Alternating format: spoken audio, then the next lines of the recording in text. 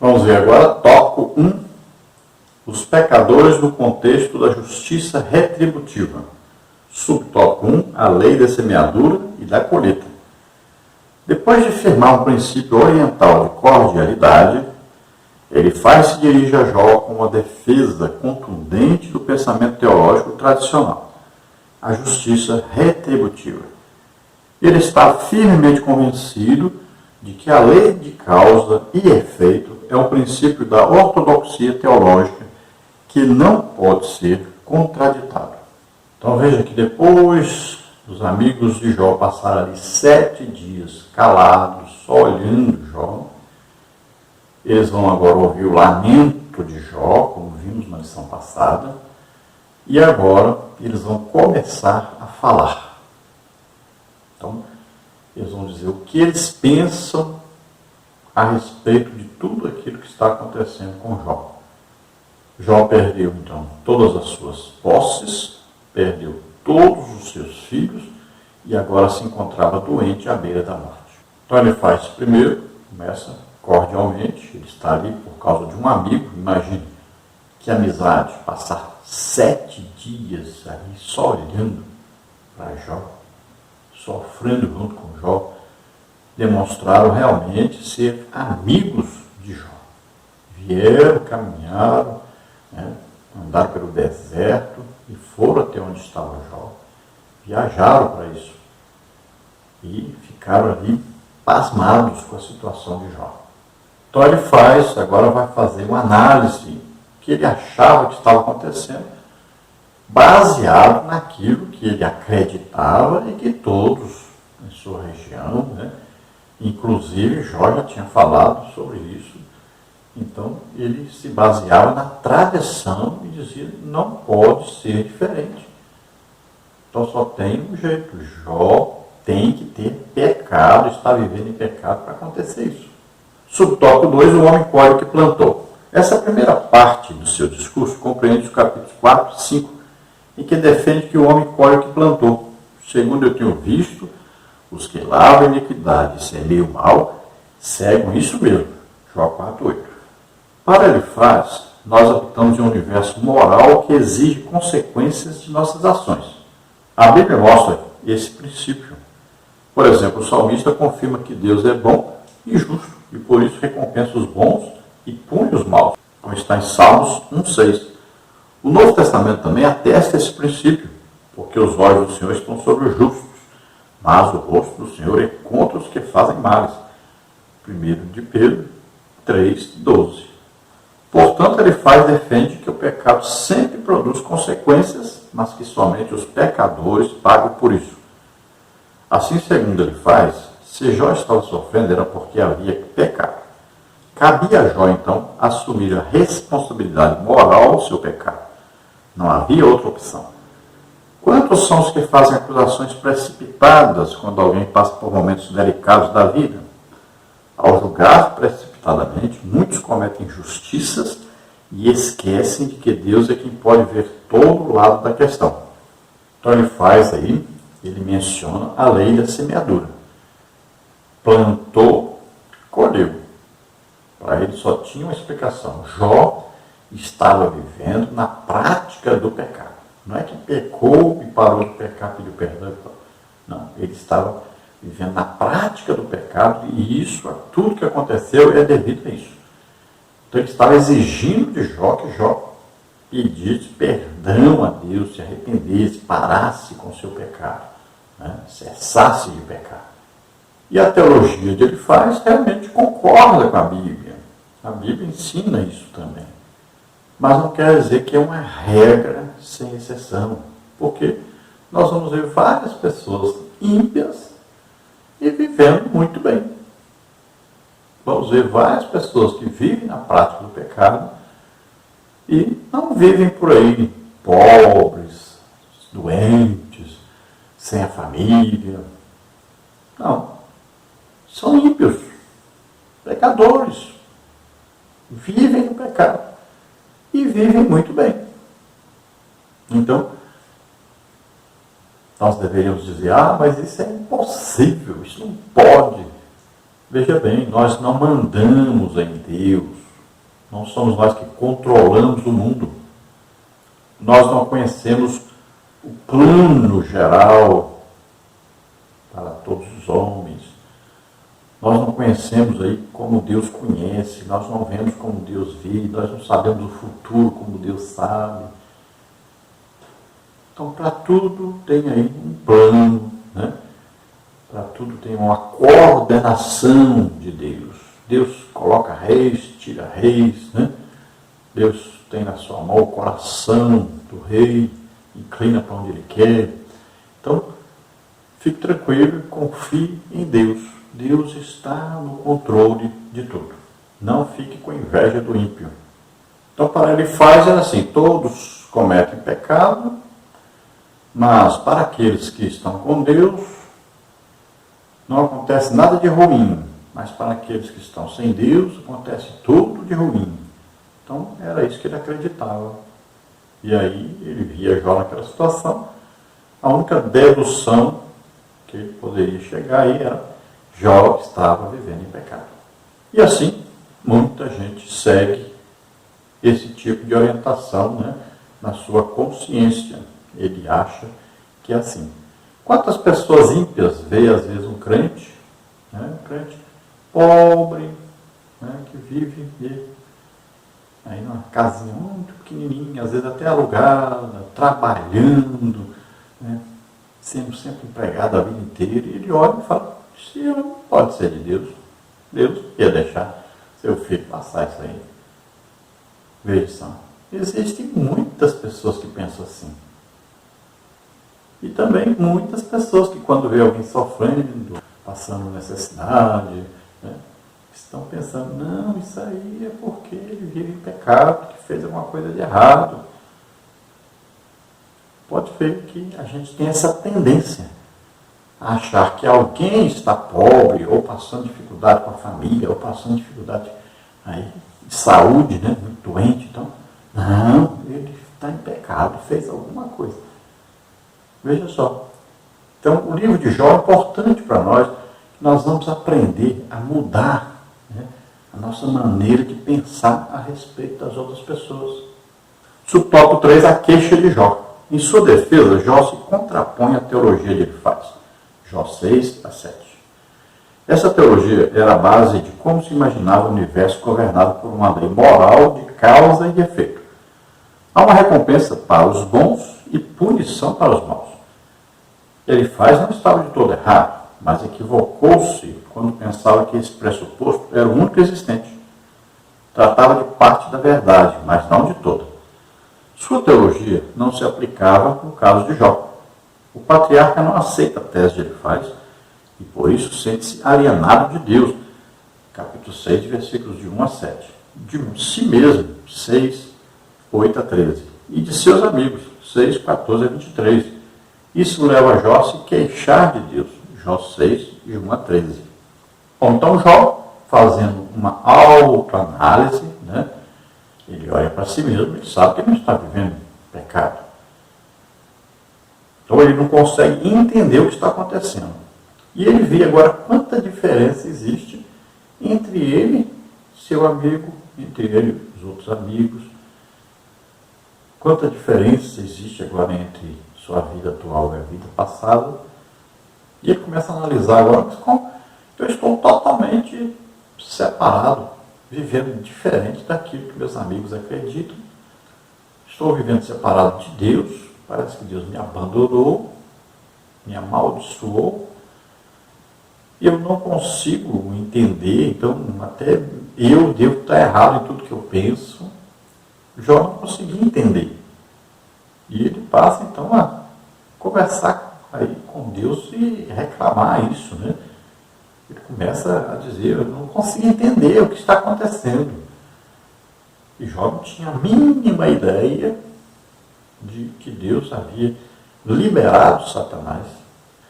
E Jó não sabia também que no futuro tudo passaria e tudo seria melhor em dobro, né? Ele não sabia de tudo isso. Então ele estava vivendo uma situação que ele não compreendia nada. Era uma situação que só poderia passar na sua cabeça, na cabeça dos seus amigos, Só pessoas ímpias, pessoas que viviam na prática do pecado e que poderiam passar por aquilo. E olha que tinha que ser pessoa muito pecadora para passar por tudo aquilo. Então ele não conseguia entender. Ele olhava para si e perguntava, cadê o que eu fiz para passar isso? Não compreendia.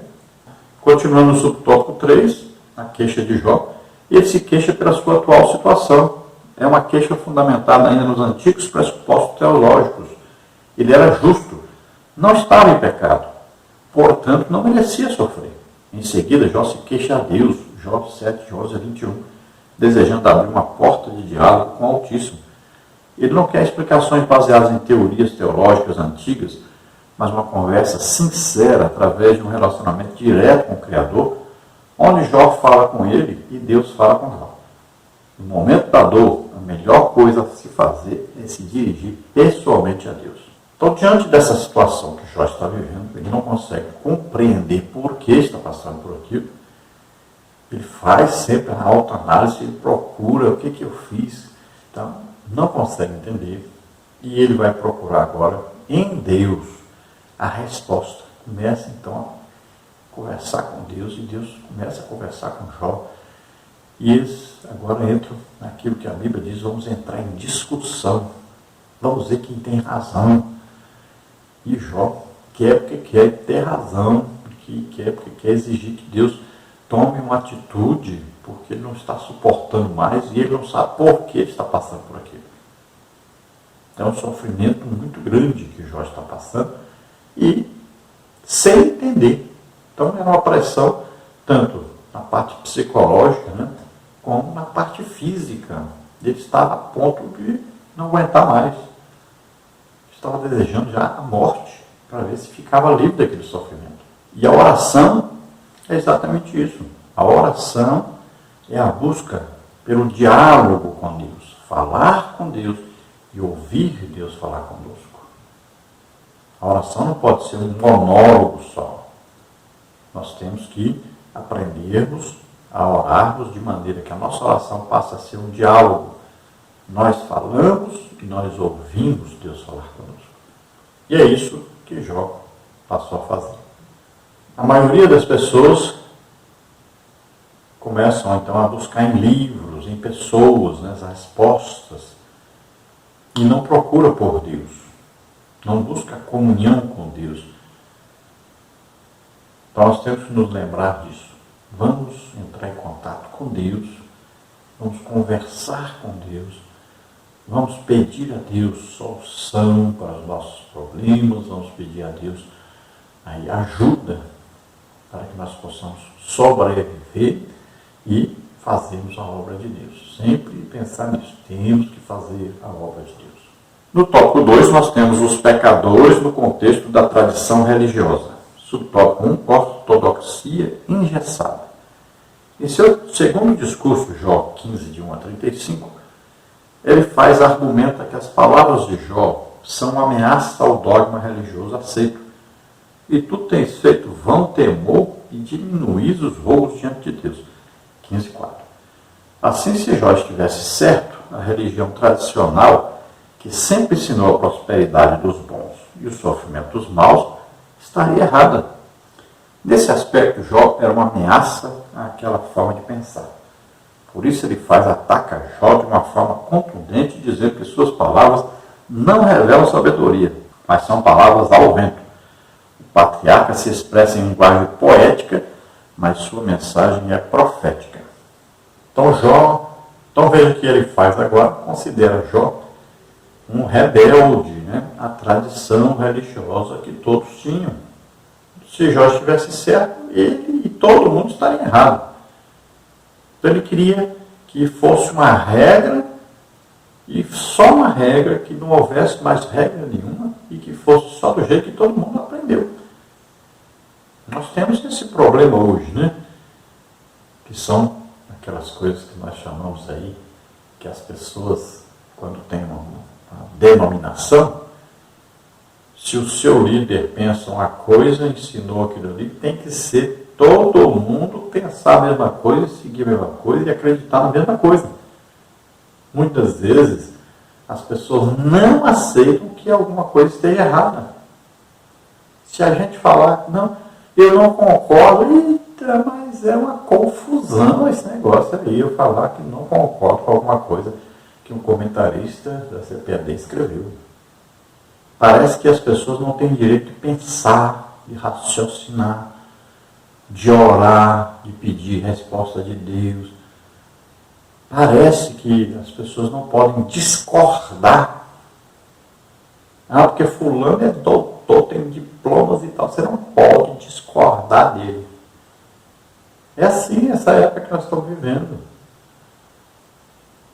Veja aí quanta confusão teológica os calvinistas causaram na Assembleia de Deus.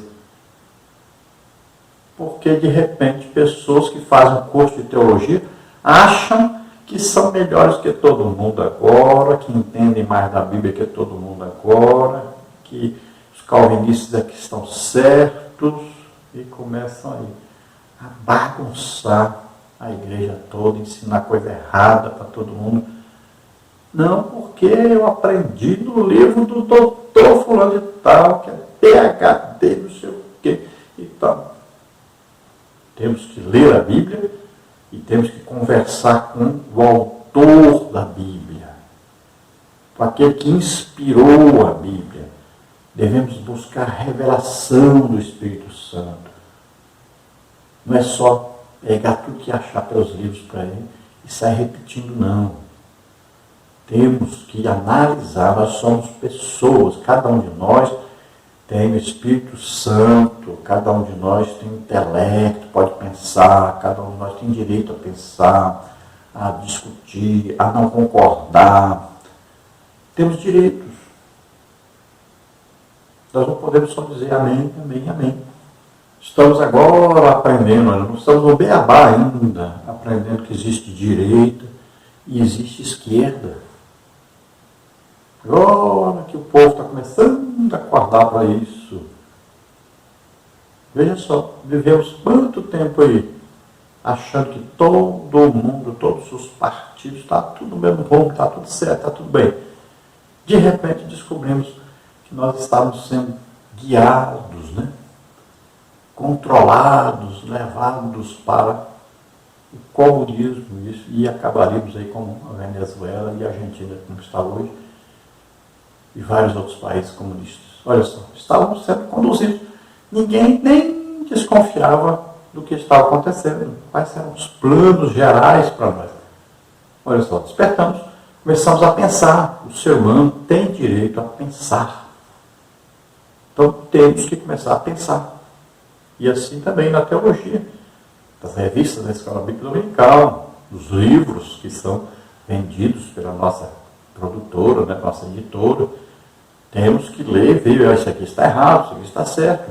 Há pouco tempo aí saiu um livro ensinando masturbação para os jovens, editado pela CPAD. Aí começou todo mundo a reclamar, olhar e tal. Não é como antigamente, que se lia e se aceitava tudo. Aí mudaram, fizeram outra edição, consertaram, né? Corrigiram. E assim nós temos que fazer. As revistas também. Olha aí, a quantidade de divórcios. Nós não temos que concordar com esses divórcios que estão acontecendo por aí. Dentro da igreja. Nós não temos que concordar com tanta coisa errada que está acontecendo.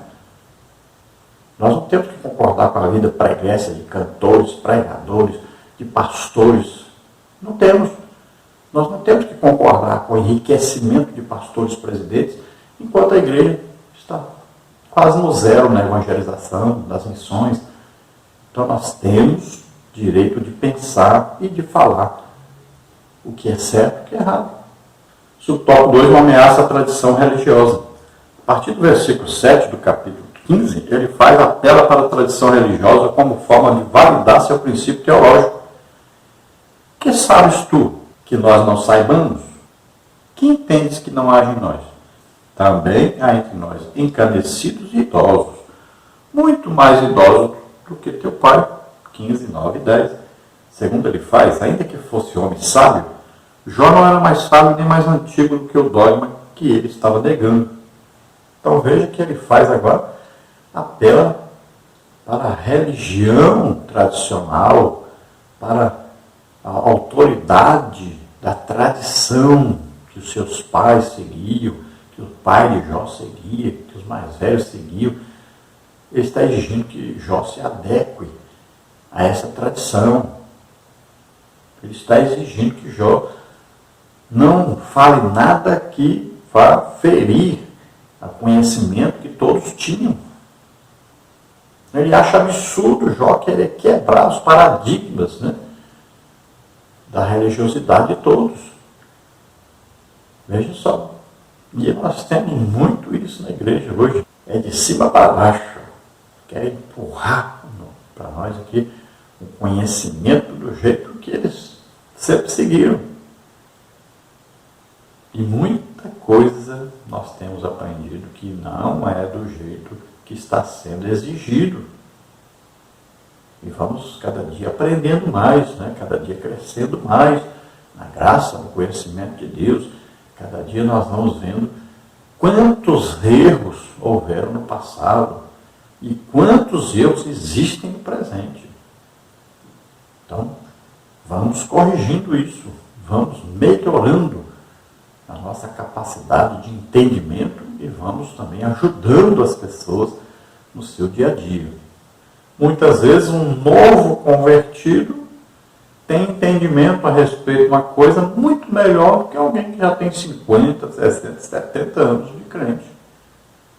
E é assim mesmo. Nós não podemos exigir que a pessoa pense do mesmo jeito que a gente. Subtópico 3, um defensor celeste. Em sua defesa, Jó se contrapõe ironicamente ao argumento que ele faz. Jó 16 a 17. Aqui não podemos esquecer de que a resposta de Jó deve ser ouvida na forma poética, conforme fazemos em salmos, orações e súplicas recitados assim. Isso evita um literalismo rígido que empobrece o sentido do texto, quando este é poético e, consequentemente, transforma Jó em um sacrílego. Nesse texto, Jó reclama, mas não blasfema contra Deus. Ele tem consciência de que a teologia de seu amigo firmava-se na terra, mas o homem de uso apelava aos céus. Sua fé o projeta para o alto, à procura de quem possa defendê-lo. Ele quer um defensor que interceda por ele no céu. Jó 16, 18 e 17, 2. O patriarca se expressa em linguagem poética, mas sua mensagem é profética. Seu anseio por um mediador prenuncia o justo advogado Jesus Cristo. 1 de João 1, 5 e 7. Veja bem que Jó continua dizendo para Elifaz que existe um outro lado que ele não conhece. Ele continua se defendendo. Eu não estou vivendo em pecado. O que está acontecendo eu não consigo entender, mas não é devido eu viver em pecado. Então insiste nisso e ele procura por Deus, o socorro em Deus. E ele procura por um mediador. Ah, se eu tivesse alguém que colocasse a mão no meu ombro e no ombro de Deus para ele interceder, falar com Deus a meu respeito, pedir por mim. O que é isso aí? É profeticamente falando de quem? De Jesus Cristo, intercessor. Nós temos dois intercessores, né? Agora nós temos o intercessor no céu, Jesus, que está à direita do Pai intercedendo por nós, e temos um intercessor que mora dentro de nós, que é o Espírito Santo, que intercede por nós. Olha, temos dois intercessores. Jó não tinha nenhum.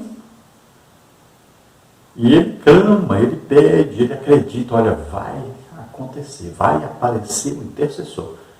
Eu quero esse intercessor, preciso de alguém que coloque a mão no ombro de Deus, no meu ombro, e fique no meio aqui, intercedendo, pedindo por mim. Veja só. Isso é muito importante, porque é a justificação do Jó. Esse intercessor é aquele que vai pegar sobre ele todos os nossos pecados, doenças, enfermidades, maldições, e na cruz levar tudo isso. Veja só. Então Jó estava pedindo o intercessor que viria no futuro, por isso é profético. Né? Veja que por isso mesmo pôde permitia a Satanás fazer tudo aquilo. Hoje Deus não faria mais isso. Permitia a Satanás acabar com tudo. Nós, nos colocar em uma doença, ficarmos à beira da morte. Não. Por quê? Porque Jesus já veio. Nós temos agora um intercessor. Ele levou nossos pecados, doenças, enfermidade, maldição sobre ele. E ele está à direita do Pai, intercedendo ainda. Não parou de interceder, não. Continua intercedendo por nós. Veja só. É diferente a nossa situação. Nossa situação é muito melhor, muito superior à de Jó. Nós temos intercessor no céu e temos intercessor na terra. Olha só que maravilha. Então, clame a Ele, clamemos a Ele, acreditemos na sua intercessão e a nossa vida será muito melhor. Nós teremos uma qualidade de vida melhor. Estaremos em intimidade com Deus. Compreenderemos muito melhor as coisas. Então nós temos um advogado junto ao Pai, o tempo todo, intercedendo por nós, julgando as nossas causas, sempre dando vitória a nós. Por isso somos mais do que vencedores, que estamos em Cristo.